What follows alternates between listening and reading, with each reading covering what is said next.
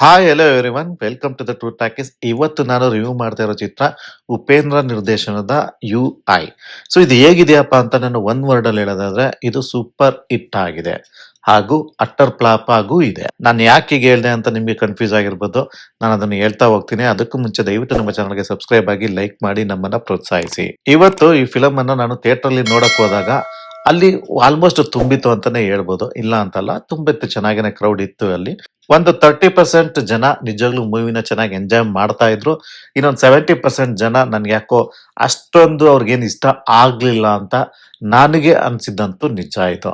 ಹಾಗಾದ್ರೆ ನಿಮ್ ಕ್ವಶನ್ ಇರ್ಬೋದು, ನೀನ್ ಯಾವ ಕ್ಯಾಟಗರಿ ಸೇರ್ತೀಯ, 30% ಇಲ್ಲ 70% ಅಂತ. ನಾನು ನನ್ನ ರಿವ್ಯೂ ಅನ್ನ ಹೇಳ್ತೀನಿ ನಿಮ್ಗೆ. ಸೊ ಆಮೇಲೆ ನೀವೇ ಡಿಸೈಡ್ ಮಾಡಿ ನಾನು 30% ಕ್ಯಾಟಗರಿ ಸೇರ್ತೀನ ಇಲ್ಲ 70% ಕ್ಯಾಟಗರಿ ಸೇರ್ತೀನ ಅಂತ. ಒಂದು ನಾರ್ಮಲ್ ಆಗಿ ಒಂದು ಚಿತ್ರ, ಒಂದು ಸಿನಿಮಾ ಅಂತ ಅಂದ್ರೆ ಒಂದು ಸ್ಟೋರಿ ಲೈನ್ ಇರುತ್ತೆ. ಆ ಸ್ಟೋರಿ ಲೈನ್ ಒಳಗಡೆ ಕೆಲವೊಂದು ಸೋಷಿಯಲ್ ಪ್ರಾಬ್ಲಮ್ಸ್ಗಳನ್ನು ಹೇಳ್ತಾ ಹೋಗ್ತಾರೆ. ಈವನ್ ಉಪೇಂದ್ರ ಅವರ ಹಳೆಯ ಮೂವಿಗಳನ್ನ ಅಬ್ಸರ್ವ್ ಮಾಡಿದ್ರು ಸಹ ಒಂದು ಸ್ಟೋರಿ ಲೈನ್ ಇರ್ತಿತ್ತು. ಅವರ ಸ್ಟೋರಿ ಟೆಲ್ಲಿಂಗ್ ಬೇರೆ ತರ ಇರುತ್ತೆ. ಅದ್ರ ಬಗ್ಗೆ ನಾನು ಮಾತಾಡಲ್ಲ. ಆ ಸ್ಟೋರಿ ಒಳಗಡೆ ಒಂದು ಒಂದು ಸೋಷಿಯಲ್ ಪ್ರಾಬ್ಲಮ್ಸ್ ಇರ್ತಿತ್ತು ಅಲ್ಲಿ. ಆದ್ರೆ ಉಪೇಂದ್ರ ಅವರ ಯು ಐ ಚಿತ್ರದಲ್ಲಿ ಹೇಗಿದೆ ಅಂತ ಅಂದ್ರೆ ಸೋಷಿಯಲ್ ಪ್ರಾಬ್ಲಮ್ಸ್ ಒಳಗಡೆ ನೀವೇ ಸ್ಟೋರಿ ಹುಡಿಕೊಳ್ಳಿ ಅನ್ನೋ ರೀತಿಯಲ್ಲಿ ಬಿಟ್ಬಿಟ್ಟಿದ್ದಾರೆ. ನನಗೆ ಆನೆಸ್ಟ್ ಆಗಿ ಅನ್ಸಿದ್ದೇನು ಅಂತ ಅಂದ್ರೆ ಫಿಲಮ್ ನಾನು ನಿಜವಾಗ್ಲೂ ಕುತೂಹಲದಿಂದನೇ ನೋಡಿದೆ. ಎಲ್ಲೆಲ್ಲಿ ಏನೇನ್ ಹೇಳಕ್ ಹೋಗ್ತಿದ್ದಾರೆ ಎಲ್ಲವೂ ನನ್ಗೆ ಅರ್ಥ. ಯಾರಿಗೆ ಏನು ಅರ್ಥ ಆಗದೆ ಇರುವಂತ ಚಿತ್ರ ಏನಲ್ಲ ಇದು. ನಾವುಗಳೆಲ್ಲ ಮಾಡ್ತಾ ಇರೋ ತಪ್ಪನ್ನೇ ಇವರು ವಿಡಂಬಾತ್ಮಕವಾಗಿ ಹೇಳಕ್ ಹೋಗಿದ್ದಾರೆ, ಸರ್ಕ್ಯಾಸ್ಟಿಕ್ ಆಗಿ ಹೇಳ್ತಾ ಇದ್ದಾರೆ ಅಷ್ಟೇ. ಹಾಗಾದ್ರೆ ಇವತ್ತಿನ ಪ್ರಾಬ್ಲಮ್ಗಳು ಏನು ಹಾಗಾದ್ರೆ?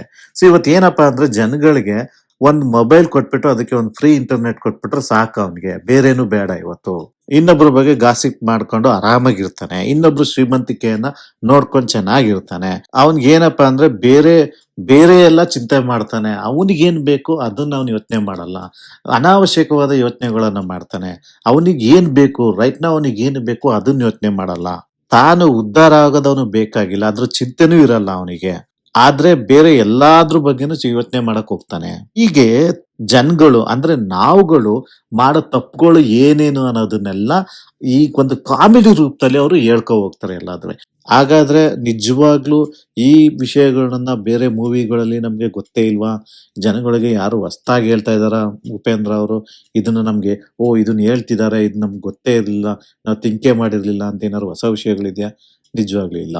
ಎಲ್ಲರಿಗೂ ಈಗಿರುವ ಜನರೇಷನ್ ಅಲ್ಲಿರೋ ಎಲ್ಲಾ ಹುಡುಗರುಗಳಿಗೂ ತಾವು ಮಾಡ್ತಾ ಇರೋ ತಪ್ಪು ಅಂತ ಗೊತ್ತಿದೆ. ಆ ಚಟಕ್ಕೆ ಬಿದ್ದೋಗಿದ್ದಾರೆ, ದಾಸರಾಗಿದ್ದಾರೆ. ಅದ್ರಿಂದ ಹೊರಗಡೆಗೆ ಬರ್ತಾ ಇಲ್ಲ, ಬರೋದೂ ಇಲ್ಲ. ಇನ್ನು ನೀವು ಮಾಡ್ತಾ ಇರೋದೆಲ್ಲ ತಪ್ಪು ಅಂತ ಯಾರಾದ್ರೂ ಒಳ್ಳೇದನ್ನ ಹೇಳಕ್ ಹೋದ್ರೆ ಈಗಿನ ಕಾಲದಲ್ಲಿ ಜನಗಳನ್ನ ನೀವೇ ನೋಡಿ, ಎಷ್ಟೋ ಕಡೆ ಈ ತರ ನೀವು ಮಾಡ್ತಾ ಇರೋ ತಪ್ಪು ಕಣ್ರಯ್ಯ, ಈ ತರ ಮಾಡಬಾರ್ದು ಕಣ್ರಯ್ಯ ಅಂತ ಹೇಳಕ್ ಹೋದ್ರೆ ಅವ್ರನ್ನ ಯಾವ ತರ ನೋಡ್ತಾರೆ ಅದೆಲ್ಲವೂ ನಮಗ್ ಗೊತ್ತಿದೆ. ಗೊತ್ತಿಲ್ದಿರೋ ವಿಷಯನ ಉಪೇಂದ್ರ ಅವರು ಏನು ಹೊಸದೇನು ತಂದಿಲ್ಲ ಇಲ್ಲಿ. ನಮ್ಮ ಮನುಷ್ಯರುಗಳು ಅಂದ್ರೆ ಜನಗಳು ನಾವೇನ್ ಮಾಡ್ತಾ ಇದೀವಿ ದಿನನಿತ್ಯದಲ್ಲಿ, ಇವಾಗಿನ ಪರಿಸ್ಥಿತಿಯಲ್ಲಿ ಈ ಸೋಷಿಯಲ್ ಮೀಡಿಯಾ, ಈ ಟಿವಿ ಚಾನಲ್ ಇವುಗಳೆಲ್ಲರ ಮಧ್ಯ ನಾವೇನಾಗಿದ್ದೀವಿ, ಈ ರಾಜಕೀಯ ಇದೆಲ್ಲದರ ಮಧ್ಯ ಸಾಮಾನ್ಯ ಜನ ಯಾವ ತರ ಸಿಗಾಕೊಂಡು ನರಳುತ್ತಿದ್ದಾನೆ. ಹಾಗಾದ್ರೆ ಅವರು ಇವ್ರ ಮೇಲೆ ಅಧಿಕಾರ ಇಟ್ಕೊಂಡಿದ್ದಾನ, ಇಲ್ಲ ಇವನ ಅಧಿಕಾರನೇ ಅವರು ಕೊಟ್ಬಿಟ್ಟು ಇವರು ಗುಲಾಮರಾಗಿದ್ದಾರ?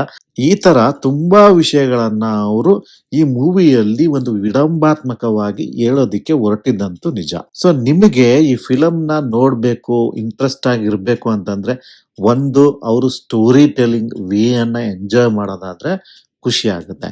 ಇಲ್ವಾ, ಈಗ ನಾನು ಏನೇನು ಪ್ರಾಬ್ಲಮ್ಸ್ ಹೇಳ್ದೆ ನೋಡಿ. ಸೊ ಇವನ್ನೆಲ್ಲವನ್ನು ಅವರು ಕಾಮಿಡಿಯಾಗಿ ಹೇಳ್ತಾ ಇದ್ರು ನೀನು ನಿಜವಾಗಿ ಒಂದು ಭಾವನಾತ್ಮಕವಾಗಿ ತಗೊಂಡು, ಹೌದು ನಾನು ಮಾಡ್ತಾ ಇರೋ ತಪ್ಪು, ನಾನು ಹಂಗಿರಬಾರ್ದು, ನಾನು ಈ ತರ ಇರಬೇಕು ಅಂದ್ರೆ ಆ ತರ ಪಾಠ ಉಪೇಂದ್ರ ಒಂದು ಲೆಕ್ಚರ್ ತರ ಪಾಠ ಹೇಳ್ತಾ ಇದ್ದಾರೆ. ನೀನು ಸ್ಟೂಡೆಂಟ್ ತರ ಕೇಳಿಸ್ಕೊಂಡು ನಾನು ನನ್ನ ಲೈಫ್ ನ ಚೇಂಜ್ ಮಾಡ್ಕೋತೀನಿ ಅಂತ ನೀನ್ ಏನಾರು ಆ ತರ ಭಾವನೆ ನೀನು ನಿಜವಾಗ್ಲೂ ಬಂತು ಅಂದ್ರೆ ಈ ಫಿಲಮ್ ನಿನಗೆ ತುಂಬಾನೇ ಇಷ್ಟ ಆಗುತ್ತೆ. ಈ ಫಿಲಮ್ ಅಲ್ಲಿ ಒಬ್ರನ್ನೂ ಬಿಟ್ಟಿಲ್ಲ ಅವರು. ಎಲ್ಲರನ್ನು ಎಲ್ಲಾ ಒಂದು ವಿಭಾಗಕ್ಕೂ ಕೈ ಹಾಕಿದ್ದಾರೆ. ಎಲ್ಲೆಲ್ಲಿ ಅಕ್ರಮ ಇದೆ, ಎಲ್ಲೆಲ್ಲಿ ಜನಗಳೇ ಹೇಗೆ ಮೋಸ ಹೋಗ್ತಿದ್ದಾರೆ ಎಲ್ಲವನ್ನು ಜನಗರಿಗೆ ತಾವೇ ಮಾಡ್ತಿರೋ ತಪ್ಪು ಅಂತಾನು ತೋರಿಸಿದ್ದಾರೆ. ಆಯ್ತಾ? ಸೊ ಅದೇ ತರ ಬೇರೆ ಬೇರೆ ಎಲ್ಲಾನು ಹೇಳಕ್ ಹೋಗಿದ್ದಾರೆ, ಇಲ್ಲ ಅಂತಲ್ಲ. ಸೊ ಇಲ್ಲಿ ಏನಾಗುತ್ತೆ ಅಂತ ಅಂದ್ರೆ ಹಂಗಂತ ಅಂದ್ರೆ ಬರೀ ಇದೇ ತರ ಇದ್ದವ ಅಂತ ಅಂದ್ರೆ ಸಿ ವಿಡಂಬಾತ್ಮಕವಾಗಿ ಹೇಳ್ಬಿಟ್ಟಿದ್ದಾರೆ ಎಲ್ಲ. ಸರ್ಕಾಸ್ಟಿಕ್ ಆಗಿ ಹೇಳಿದ್ದಾರೆ. ನಮ್ಮ ಸೀರಿಯಸ್ ಪ್ರಾಬ್ಲಮ್ಸ್‌ಗಳು ಇವೆಲ್ಲ. ನಮ್ಮ ಸೀರಿಯಸ್ ಪ್ರಾಬ್ಲಮ್ಸ್‌ಗಳು ನಮಗೆ ಒಂದು ರೀಚ್ ಆಗ್ಬೇಕು ಅಂದ್ರೆ ಆಡಿಯನ್ಸ್‌ಗೆ ಬರೀ ಸರ್ಕಾಸ್ಟಿಕ್ ಆಗಿದ್ರೆ ಮಾತ್ರ ಆಗಲ್ಲ. ಕೆಲವೊಂದು ಭಾವನಾತ್ಮಕವಾಗೂ ಬರ್ಬೇಕು ಅಂತ ನನಗನ್ಸುತ್ತೆ. ಆ ತರ ಒಂದ್ 2, 3 ಸೀನಲ್ಲಿ ನಿಮ್ಗೆ ಟಚ್ ಆಗುತ್ತೆ. ಒಂದು ಅರ್ಥಪೂರ್ಣವಾಗಿ ಹೇಳಿದ್ದಾರೆ, ಇಲ್ಲ ಅಂತಲ್ಲ. ಸೊ ಒಂದೇನಪ್ಪಾ ಅಂದ್ರೆ ಒಂದು ತಾಯಿಗೆ ನೀನು ಮೋಸ ಮಾಡಿ, ಒಂದು ಕೊಲೆ ಮಾಡಿ, ಏನೋ ಮಾಡಿ ಒಂದು ಅಷ್ಟು ಆಭರಣಗಳನ್ನು ನೀನು ತಂದು ಹಾಕಿದ್ರು ಸಹ ಆ ತಾಯಿ ಮುಖದಲ್ಲಿ ನಗು ಬರ್ಲಿಲ್ಲ ಅಂತ ಅಂದ್ರೆ, ನಗುನೇ ಇಲ್ಲ ಅಂತ ಅಂದ್ರೆ ಏನ್ ಪ್ರಯೋಜನ ಅನ್ನೋದನ್ನ ಹೇಳಿದ್ದಾರೆ. ಸೊ ಇನ್ನೊಂದು ಅದೇ ತರ ಏನಪ್ಪಾ ಅಂತ ಅಂದ್ರೆ, ನೀನು ಒಳ್ಳೇದು ಮಾಡ್ತೀನಿ, ಒಳ್ಳೆ ಮನುಷ್ಯ ಜನಗಳ ಮಧ್ಯೆ ಬಂದು ನಾನು ಒಳ್ಳೇದನ್ನ ಮಾಡ್ತೀನಿ ಅಂತ ಬಂದವ್ರಿಗೆ ಕೊನೆಗೆ ಯಾವ ತರ ಸ್ಥಿತಿ ಬರುತ್ತೆ ಅನ್ನೋದನ್ನು ಒಂದ್ ಸ್ವಲ್ಪ ಚೆನ್ನಾಗಿ ತೋರಿಸಿದ್ದಾರೆ ಅಂತಾನೆ ನನಗನ್ನಿಸ್ತು. ಹೀಗೆ ತುಂಬಾ ಸರ್ಕಾಸ್ಟಿಕ್ ಆಗಿ ಬೇರೆ ವಿಷಯಗಳನ್ನೆಲ್ಲ ತೋರ್ಸೋದು ಹೋಗಿದ್ದಾರೆ ಉಪೇಂದ್ರ ಅವರು. ನನ್ಗನ್ಸಿದ್ದೇನು ಅಂತಂದ್ರೆ ಸ್ವಲ್ಪ ಭಾವನಾತ್ಮಕವಾಗಿ ಸೆಳೆಯುವಲ್ಲಿ ವಿಫಲ ಆಗಿದೆ ಈ ಮೂವಿ ಅಂತಾನೆ ನನ್ಗನ್ನಿಸ್ತು. ಇನ್ನು ಈ ಮೂವಿಯಲ್ಲಿ ಮ್ಯೂಸಿಕ್ ಚೆನ್ನಾಗಿದೆ, ಎಸ್ ಚೆನ್ನಾಗಿದೆ. ಬೇರೆಯವರೆಲ್ಲ ಹೇಗೆ ಆಕ್ಟ್ ಮಾಡಿದ್ದಾರೆ ಅಂತಂದ್ರೆ ಉಪೇಂದ್ರ ಅವ್ರದ್ದು ಬಿಟ್ರೆ ಇನ್ನು ಬೇರೆ ಎಲ್ಲಾರ್ದು ಡಮ್ಮಿ ಅಂತಾನೆ ಹೇಳ್ಬೋದು, ಆಯ್ತಾ. ನನ್ಗೇನು ಅಷ್ಟೊಂದು ಪವರ್ಫುಲ್ ಕ್ಯಾರೆಕ್ಟರ್ಸ್‌ಗಳನ್ನ ಬೇರೆಯವ್ರಿಗೆಲ್ಲ ಕೊಟ್ಟಿದ್ದಾರೆ ಅಂತಾನೆ ಅನಿಸ್ಲಿಲ್ಲ ನನಗೆ. ಇನ್ನು ನನಗೆ ಕೊನೆಗೆ ನಿಜವಾಗ್ಲೂ ಆನೆಸ್ಟ್ ಆಗಿ ಅನ್ಸಿದ್ದೇನು ಅಂತ ಅಂದ್ರೆ, ಈ ಮೂವಿಲಿ ಅವ್ರು ಏನು ಹೇಳಿದಾರಲ್ಲ, ಈ ವಿಷಯಗಳನ್ನೆಲ್ಲ ಇವರ 5-6 ವರ್ಷದಿಂದ ನೀವು ಉಪೇಂದ್ರ ಅವ್ರನ್ನ ಫಾಲೋ ಮಾಡ್ಕೊ ಬಂದಿದ್ರೆ, ಹಾಗೂ ಇವರು ಪ್ರಜಾಕೀಯವನ್ನ ಸ್ಟಾರ್ಟ್ ಮಾಡಿದ್ಮೇಲೆ ಅವರ ಇಂಟರ್ವ್ಯೂಗಳನ್ನ ನೀವು ಅಬ್ಸರ್ವ್ ಮಾಡ್ಕೊ ಬಂದಿದ್ರೆ, ಅಲ್ಲಿ ಏನೇನ್ ಹೇಳಿದ್ರಲ್ಲ ವಿಷಯಗಳು, ಅವನ್ನೇ ಇಲ್ಲಿ ಮೂವಿ ರೂಪದಲ್ಲಿ ತಂದಿದ್ದಾರೆ ಅಂತ ಅನಿಸ್ತು ನನಗೆ. ಒಂದೇ ಒಂದು ಡಿಫ್ರೆನ್ಸ್ ಏನಪ್ಪಾ ಅಂತ ಅಂದ್ರೆ, ಇಂಟರ್ವ್ಯೂಗಳಲ್ಲಿ ಡೈರೆಕ್ಟ್ ಆಗಿ ಆನ್ಸರ್ ಮಾಡ್ತಿದ್ರು. ಇಲ್ಲಿ ಮೂವಿಯಲ್ಲಿ ಏನ್ ಮಾಡಿದ್ರು, 2 ಕ್ಯಾರೆಕ್ಟರ್ ಯೂಸ್ ಮಾಡ್ಕೊಂಡ್ಬಿಟ್ಟು ಹಿಂದೆ ಪ್ಯಾರಲಲ್ ಸ್ಟೋರಿ ಹೇಳ್ಕೊಳೋ ತರ ಒಂದು ಹೇಳ್ಕೊಂಡು ಹೋಗಿದ್ದಾರೆ.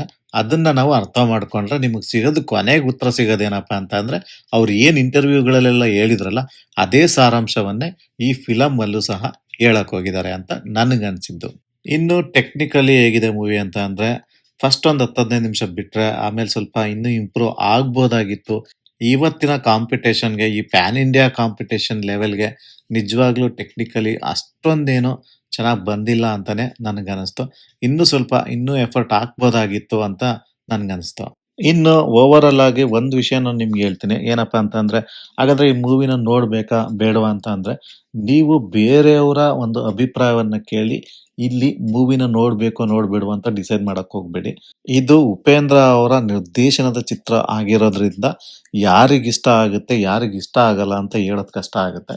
ಹಾಗಾಗಿ ನೀವೇ ಖುದ್ದಾಗಿ ಸಿನಿಮಾ ನೋಡಿ ನಿಮ್ಮ ಅಭಿಪ್ರಾಯವನ್ನ ನಮಗೂ ತಿಳಿಸಿ, ಬೇರೆಯವ್ರಿಗೂ ತಿಳಿಸಿ.